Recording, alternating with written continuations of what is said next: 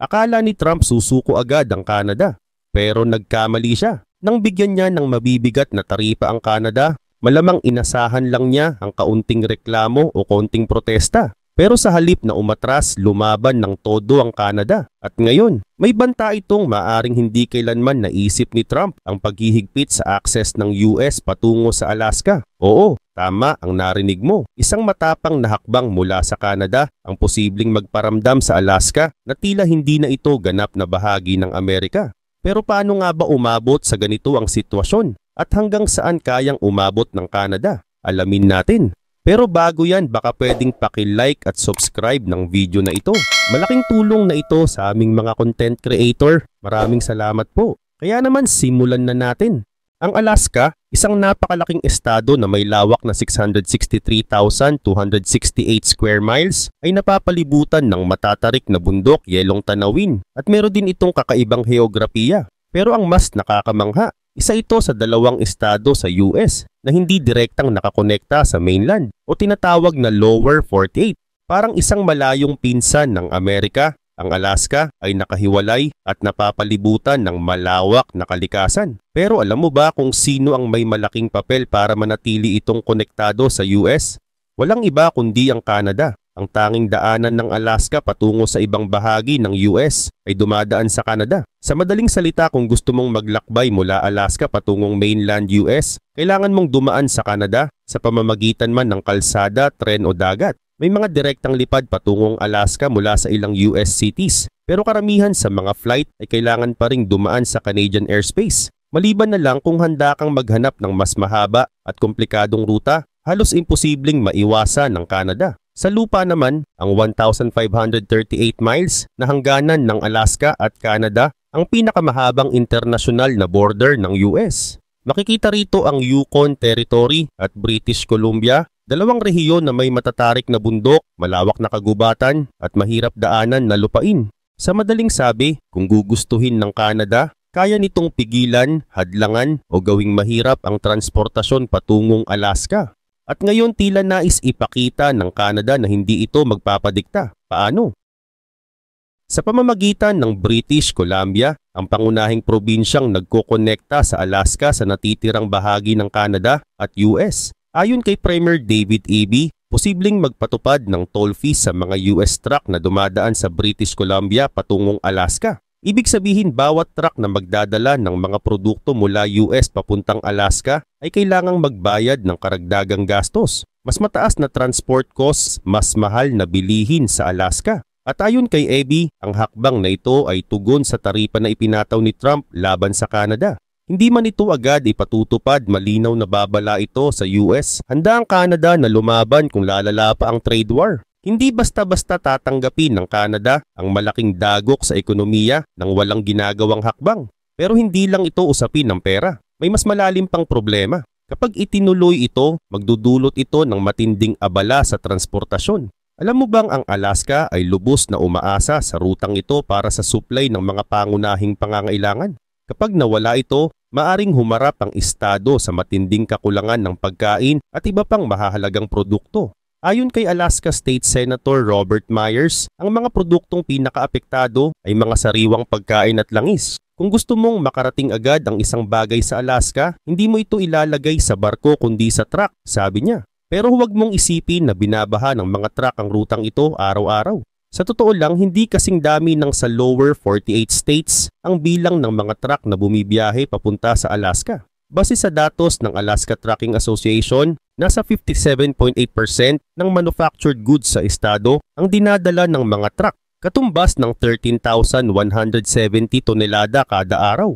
Ang bilang na ito ay mas mababa kumpara sa ibang estado dahil kakaiba ang sistema ng transportasyon sa Alaska. Mas malaki ang papel ng eroplano at barko sa pagdadala ng mga produkto dahil sa malalayong lugar at matitinding hamon sa lupain. Ayon sa National Highway System, ang mga truck sa Alaska ay kadalasang ginagamit hindi para sa malalayong biyahe, kundi para maghatid ng kargamento mula sa mga daungan at paliparan patungo sa mga negosyo at mamimili. Kung ikukumpara sa ibang estado, maliit lang ang sakop ng tracking system dito. Sa katunayan, 2,229 milya lang ng kabuuang kalsada ng Alaska ang bahagi ng National Highway System o 12.6% lang ng kabuuang public road network nito. Ibig sabihin, bagamat mahalaga ang papel ng mga truck, hindi ito kasing laki ng epekto tulad ng sa ibang bahagi ng Amerika. Pero kahit maliit lang ang segment ng truck traffic na maapektuhan, isang malaking tanong ang bumabalot dito. Magagawa ba talagang ipatupad ng British Columbia ang panukalang toll system? Isa sa pinakamalaking balakid sa planong ito ay isang kasunduan sa pagitan ng Canada at US na direktang may kaugnayan sa Alaska Highway. Ang 1,387 milyang kalsada na ito ang pangunahing daanan ng mga mamamayan, negosyo at turista papasok at palabas ng Alaska. Itinayo ito noong World War II bilang military route, ngunit ngayon ito ang nag-iisang land route na nag-uugnay sa Alaska at iba pang bahagi ng Estados Unidos. Isang napakahigpit na provision ng kasunduan ang nagbabawal sa Canada na maningil ng toll fees sa highway na ito. Sa Article 2 ng naturang kasunduan, malinaw na nakasaad, hindi maaaring magpataw ng anumang toll fee ang Canada o pahintulutan ang sinuman na maningil ng toll para sa paggamit ng highway na ito ng sinumang sasakyan o tao. Ibig sabihin, hindi lang direktang toll fees ang ipinagbabawal, kundi pati mga indirect charges na maaring makasagabal sa transportasyon ng mga kalakal sa rutang ito. Ang layunin ng kasunduan ay siguraduhin ng tuloy-tuloy at walang hadlang na paggalaw ng mga produkto at tao papunta at palabas ng Alaska. Kaya kahit anong gawin ng British Columbia, mukhang hindi magiging madali ang pagpapatupad ng toll system na ito. Bukod sa legal na hadlang, may matinding logistical challenges pa silang kakaharapin. Ayon sa kasunduan noong 1977, magkasamang pinangangasiwaan ng Canada at US ang Alaska Highway, kung saan ang US ang gumagastos sa pagkukumpuni at ang Canada naman ang namamahala sa maintenance. Kung ipapatupad ang toll fees, hindi lang nito lalabagi ng kasunduang ito, kundi posibleng humantong din sa isang matinding diplomatikong alitan. Ngunit tila hindi natinag si Premier David Eby sa posibleng gulong dulot nito. Kung tutuusin, mukhang determinado siyang humanap ng butas sa batas upang maituloy ang kanyang plano. Pero hindi ito magiging madali. Sa ngayon, wala pang toll stations sa mga daan patungong Alaska na marahil ay dahil na rin sa nasabing kasunduan. Pero kahit pa mapagtagumpayan nilang lampasan ang legal na balakid, may isa pang malaking problema, ang mismong pagpapatupad nito. Katulad ng sinabi ni Yukon Premier Ranj Pillay, ang paglalagay ng toll booths ay hindi biro. Kakailanganin nito ng malalaking infrastruktura, tauhan para sa operasyon at bagong regulasyon para sa tamang pagpapatupad. Kailangan nating pag-isipan kung ano ang mga legal na hakbang na maaari nating gawin. Dagdag pa ni Pillay na parang nagpapahiwatig na magbubukas ito ng isang malalim na usapan. Ngunit hindi lahat ay sang-ayon sa ganitong plano. Si Myers, na hindi naman pabor sa toll fees, ay nagsasabing hindi ito ganun kahirap ipatupad. Giit niya, sanay naman nang huminto ang mga truck sa weigh stations para sa safety inspections, kaya ang pagdaragdag ng toll booths ay hindi na raw kalayuan dito. Samantala, si Jamie Benson ng Alaska Trucking Association ay nagbabala na ang hakbang na ito ay magpapataas ng transport cost, sisira sa supply chains, at magpapamahal sa mga pangunahing bilihin na inaasahan ng mga taga-Alaska. Hinimok din niya ang mga opisyal ng Canada na huwag sirain ang magandang relasyon sa pagitan ng Alaska at British Columbia. Pero habang umiinit ang usapan sa pagitan ng mga opisyal, iba naman ang reaksyon ng ilang mamamayan ng Canada, lalo na sa Yukon. Hindi sila nananahimik at tila may sarili silang plano ng paghihiganti. May mga nagmumungkahi na ipagbawal ang mga atleta mula Alaska sa darating na Arctic Winter Games. At kung sa tingin mo ay matindi na yan, meron pang mas matapang na ideya, ipagbawal umano si Donald Trump Jr. sa Yukon. Tama ang narinig mo. Ang anak ng US President na kilala sa pangangaso sa Yukon ay maaring mapasama sa listahan ng mga hindi pwedeng makapasok sa teritoryo. Habang ang mga ganitong panukala ay tila pabiro, ipinapakita lang nito kung gaano nakainis ang mga taga-Canada sa issue. At kahit pa medyo simboliko pa lang ang panukalang toll fees, malinaw ang mensahe. Hindi sila uurong sa laban. Pero hanggang saan nga ba kayang dalhin ng Canada ang tensyong ito? Posible ba nilang putulin ng tuluyan ang koneksyon ng Alaska sa US? Kung gugustuhin ng Canada na i-isolate ang Alaska, kailangang putulin ng mga pangunahing ruta ng transportasyon at supply. At isa sa pinakamatinding hakbang na maaaring gawin, isara ang Alaska Highway. Ang highway na ito ang pangunahing daan papuntang Alaska mula sa lower 48 states ng US. Kung ito'y ipasara, magdudulot ito ng matinding kaguluhan, lalo na't marami ng lugar sa Alaska ang hirap ng maabot. Halimbawa na lang ang maliit na bayan ng Hyder. Ang tanging paraan upang makarating doon ay sa pamamagitan ng British Columbia o isang float plane. Isipin mo na lang ang epekto kung biglang isara ang daan papunta rito. Bukod sa Hyder, may iba pang mga bayan tulad ng Haines at Skagway na umaasa rin sa mga daan sa Canada. Kaya kung tuluyan niyang ipasara ang Alaska Highway, mararamdaman ito hindi lang ng mga residente, kundi pati na rin ng industriya ng transportasyon. Pero posible nga bang gawin ito ng Canada? O isa lang itong political bluff para ipakita na handa silang lumaban?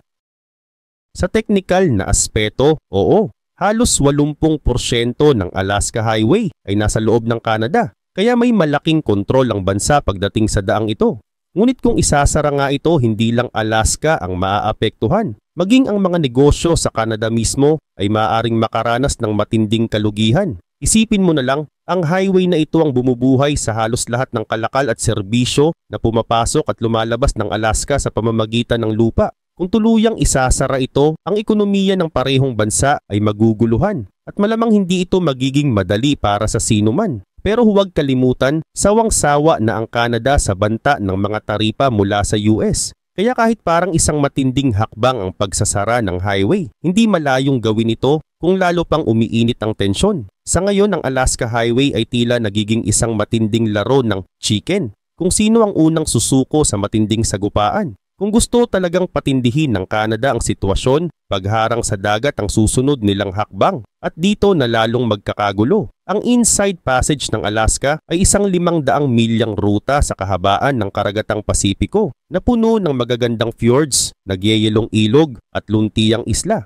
Pero higit pa sa tanawin, ito ang pangunahing daanan ng mahigit 70% ng kargamentong papuntang Alaska. Kung haharangin ito ng Canada, siguradong magkakaroon ng matinding epekto sa logistics ng estado. Ang mga barko, fishing boats at passenger ferries ay napipilitang umiwas sa mapanganib na open ocean route, isang mas mahaba, mas delikado at mas magastos na daan. Isa pang malaking problema, ang industriya ng cruise ships ng Alaska. Noong 2023, mahigit 1.65 milyong turista ang gumamit ng rutang ito para marating ang Southeast Alaska. Kung isasara ito ng Canada, siguradong babagsak ang turismo. Ibig sabihin, libu-libong kanseladong biyahe, bilyon-bilyong dolyar na mawawala at galit na mga pasaherong stranded sa Canada. At hindi lang turismo ang maaapektuhan. Ang Prince Rupert Ferry Terminal, isa sa mga pangunahing transit hubs ng mga taga-Alaska, ay maaring isara rin, lalo pang dadagdagan ng hirap sa transportasyon.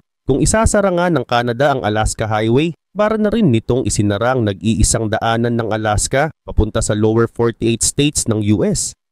Hindi lang ito simpleng travel inconvenience, maapektuhan nito ang buong ekonomiya ng Alaska. At hindi lang yan, ang Prince Rupert Ferry Terminal, ang unang marine pre-clearance location sa mundo, ay kontrolado rin ng Canada. Dito mismo ginagawa ang US Customs inspections bago pa man makapasok sa Amerika. Ibig sabihin, kung gusto talaga ng Canada na higpitan ng kontrol nito, isang utos lang at boom, sira ang daloy ng transportasyon at kalakal sa rehiyon. Pero kaya ba talagang gawin ito ng Canada? Posibleng oo. Ang pagbawal sa daan patungong Alaska ay magdudulot ng matinding dagok sa estado at maging sa US mismo. Mas lalong lumilinaw na ang Canada ay hindi na basta nagpapadala sa banta ng taripa at tila handa silang gumamit ng matitinding hakbang. Dagdagan pa natin ang tensyon, harangin ang daanan sa dagat. Kung gusto pang umiskor ng Canada sa labanang ito, ang Inside Passage ang susunod na target. Ito ay isang 500 milyang rutang pandagat na ginagamit ng mga cargo ships, fishing boats at passenger ferries para makaiwas sa delikadong bukas na karagatan. Mahigit 70% ng supply ng Alaska ay dumaraan dito. Kung biglang ipagbawal ng Canada ang pagdaan ng mga barko sa rutang ito, magkakaroon ng kaguluhan sa logistics. Ang mga barko ay mapipilitang dumaan sa mas mahabang ruta. Hindi lang ito dagdag gastos, kundi mas delikado rin para sa mga sasakyang pandagat. At paano naman ang industriya ng turismo? Noong 2023, mahigit 1.65 milyong turista ang gumamit ng rutang ito para marating ang Southeast Alaska. Kung ipasara ito, malulugi ng malaki ang industriya ng cruise ships, magkakaroon ng libu-libong kanseladong biyahe, at maraming pasaherong mas stranded sa Canada. At hindi lang yan, pati ang Prince Rupert Ferry Terminal na isang mahalagang transit hub ng mga taga-Alaska ay maaring maisara rin. Paano kung sa ere naman? Kung sa himpapawid naman natin titingnan ng laban, hindi ganun kalala ang epekto ng Canada, pero pwede pa rin itong makadagdag sa abala. Ang US commercial at military flights na bumibiyahe mula Alaska patungong Lower 48 ay dumaraan sa Canadian airspace. Kung ipagbawal ito ng Canada, mapipilitan ng mga eroplanong dumaan sa mas mahahabang ruta, pwedeng sa karagatang Pasipiko o sa Arctic. Oo, mas mataas ang fuel costs at mas magiging komplikado ang logistics, pero hindi ito kasing tindi ng epekto ng isang blockade sa lupa o dagat. Ang tunay na magiging problema ay kung ihihinto ng Canada ang koordinasyon sa air traffic control. Magdudulot ito ng pagkaantala sa mga biyahe, lalo na sa mga emergency landings. Ngunit ang pinakamalaking epekto, ekonomiya. Kung talagang nais ng Canada na pigilan ng Alaska sa lahat ng direksyon, may isang bagay silang pwedeng gawin na siguradong magpapahirap sa buong estado, harangan ang supply ng pagkain, gasolina at iba pang pangunahing pangangailangan. Paano nila ito magagawa? Mabibigat na taripa. Kung taasan ng Canada ang buwis sa mga produktong papasok sa Alaska, magmamahal ng sobra ang bilihin. Pagsara ng mga border crossings, maraming pagkain at produkto ng Alaska ang dumaraan sa Canadian border. Kung ipagbawal ang mga ito, siguradong magkakaroon ng kakulangan sa supply. Pagkontrol sa railway at freight services. Walang direktang rails ng tren mula Alaska papuntang US mainland, kaya lahat ng produkto ay dumadaan muna sa Canadian ports tulad ng Vancouver. Kung ipahinto ito ng Canada, siguradong masisira ang supply chain ng Alaska. Pero hindi lang Alaska ang maaapektuhan bagamat tila nasa posisyon ng kapangyarihan ng Canada, hindi rin nila pwedeng balewalain ang epekto nito sa kanilang sariling ekonomiya. Mahigit $1 bilyong kada taon ang halaga ng trade sa pagitan ng Alaska at Canada. $596 million ang inaangkat ng Canada mula sa Alaska, habang $753 million naman ang inaangkat ng Alaska mula sa Canada. Mahigit 20,000 trabaho sa Alaska ang umaasa sa trade sa Canada. 4,350 empleyado sa Alaska ang nagtatrabaho sa mga negosyong pagmamay-ari ng Canada. Ibig sabihin, kung isasara ang kalakalan, hindi lang mga negosyo ang maaapektuhan, pati mga ordinaryong pamilya na umaasa sa hanapbuhay na ito upang mabuhay. Ano ang posibleng mangyari kung magpapatuloy ang trade war? Ang kasalukuyang tensyon sa pagitan ng Canada at Alaska ay maaring magbunga ng isang matagalang sigalot sa pagitan ng dalawang bansa. Kung ipagpapatuloy ng Canada ang mga hakbang na maaring harangan ng transportasyon ng kalakal sa Alaska at kung ang US naman ay gumanti sa pamamagitan ng taripa at iba pang hakbang, maraming aspeto ng ekonomiya at diplomatikong relasyon ang maaapektuhan. Narito ang ilang posibleng pangmatagalang epekto kung hindi maaayos ang sitwasyon. Isa, pagbagsak ng ekonomiya ng Alaska. Kung isasara ng Canada ang Alaska Highway at Inside Passage, maapektuhan ang supply chain ng halos lahat ng pangunahing produkto sa estado. Ang mga kalakal tulad ng pagkain, gasolina at mga materyales sa konstruksyon ay maaring tumaas ang presyo ng sobra na maaring humantong sa mataas na inflation at pagbaba ng consumer spending sa Alaska. Mahal na bilihin, ang kakulangan ng mga pangunahing produkto ay magpapataas ng presyo sa merkado, lalo na sa pagkain at gasolina. Pagbagsak ng negosyo. Ang maliliit na negosyo ay maaring magsara dahil sa kawalan ng supply at mataas na operating costs. Pagkawala ng trabaho dahil sa pagbagsak ng industriya ng turismo, transportasyon at kalakalan, maraming manggagawa ang maaring mawalan ng hanapbuhay. Ikalawang epekto sa US-Canada diplomatic relations. Ang Canada at US ay matagal nang magkaalyado, ngunit ang isang trade war ay maaring lumala ang kanilang relasyon sa politika. Pagpapataw ng US ng retaliatory tariffs, maaring gumanti ang US sa pamamagitan ng pagpapataw ng mataas na taripa sa mga produkto mula Canada tulad ng langis, kahoy at mineral. Mas lalong pagpapalakas ng military presence. Dahil sa tensyon, maaring palakasin ng US ang presensya ng kanilang militar sa Alaska upang ipakita ang kanilang kontrol sa rehiyon. Pagkawala ng ugnayan sa trade agreements, ang sigalot na ito ay maaring magresulta sa pagkawala ng tiwala sa mga kasunduang pangkalakalan tulad ng USMCA, United States-Mexico-Canada Agreement. Tatlong posibleng pagbago ng trade routes ng Alaska. Kung tuluyang harangan ng Canada ang land at sea routes, mapipilitang humanap ng bagong mga ruta ang US para sa transportasyon ng mga produkto papunta sa Alaska. Pagpapalakas ng air freight, posibleng taasan ng US ang kapasidad ng mga cargo planes. Bagamat ito ay mas mahal at hindi kasing epektibo ng transportasyon sa lupa o dagat, direktang pagpapadala mula sa mainland US. Maaring gumawa ng bagong shipping routes mula sa Seattle o California patungong Alaska, ngunit ito ay maaring tumagal ng maraming taon bago maging epektibo. Pagsasaayos ng US ng bagong rail links, isa pang posibilidad ay ang pagtatayo ng bagong railway system na direktang magkokonekta sa Alaska mula sa mainland US. Ngunit ito ay isang napakamahal na proyekto na maaring abutin ng dekada bago makumpleto. Ikaapat na epekto sa Canada. Hindi lang Alaska ang maaapektuhan, maging ang Canada mismo ay makararanas ng malaking epekto kung magpapatuloy ang trade war na ito. Pagbagsak ng export market, ang Canada ay nag-e-export ng halos $600 milyong na produkto sa Alaska. At kung magpatuloy ang blockade, mawawala ang malaking bahagi ng kanilang kita. Panghihina ng ekonomiya ng Yukon. Ang Yukon, na isang probinsyang malapit sa Alaska, ay may ekonomiyang nakasalalay din sa pagkakaroon ng trade access sa US pagbaba ng investment sa Canada. Ang tensyon sa pagitan ng Canada at US ay maaaring magdulot ng pangamba sa mga dayuhang mamumuhunan na maaaring magpabagal sa ekonomiya ng bansa.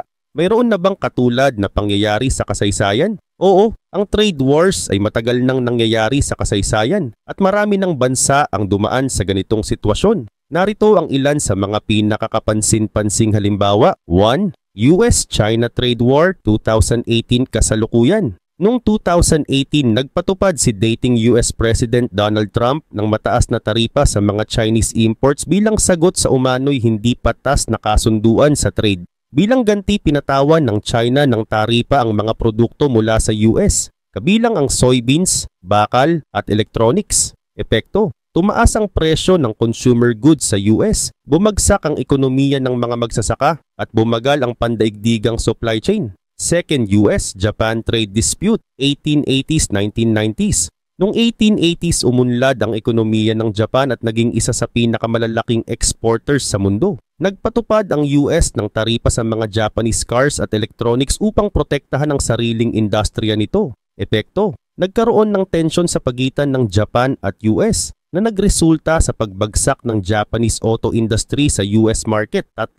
Russia-Ukraine Trade War 2014 kasalukuyan. Matapos ang pagsakop ng Russia sa Crimea noong 2014, ipinatupad ng Ukraine at Western countries ang economic sanctions laban sa Russia. Bilang ganti, pinutol ng Russia ang supply ng natural gas sa Ukraine at sa iba pang European countries. Epekto: nagkaroon ng energy crisis sa Europe, tumaas ang presyo ng langis at bumagsak ang ekonomiya ng parehong Russia at Ukraine. Ano ang matutunan natin dito? Ang trade wars ay bihirang magkaroon ng positibong epekto. Sa halos lahat ng pagkakataon, parehong panig ang nalulugi dahil nagkakaroon ng pagtaas ng presyo ng mga produkto, pagbagsak ng mga negosyo, pagkawala ng trabaho, pagpapahina ng diplomatikong relasyon sa pagitan ng mga bansa.